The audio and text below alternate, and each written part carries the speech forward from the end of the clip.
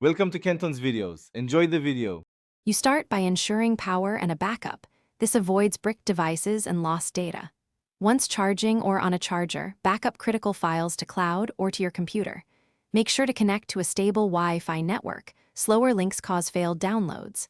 Next, open Settings and go straight to System or About. Check for the update and tap Download. You're already in motion, don't wait. Verify the download completes before proceeding to installation steps, so you don't interrupt mid-write. Once the file is downloaded, verify its integrity if that option exists. Checksum or signature prevents corrupt installs. You'll be offered Install Now or Schedule. Pick Now if you can focus on the device. The installer will reboot and apply the update. Expect 10 to 30 minutes depending on version size. Make sure power stays connected and do not force shutdown. Interruptions can leave the device unusable. If prompted, enter your PIN or accept permission requests. These steps finalize the system changes. After reboot, verify the new version in Settings. Right arrow about and run core apps to confirm functionality. You want basic calls, Wi-Fi, and sensors working. If the device fails to boot, don't panic.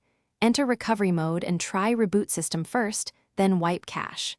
If that fails, restore your backup or use manufacturer recovery tools. Make sure to note one troubleshooting tip.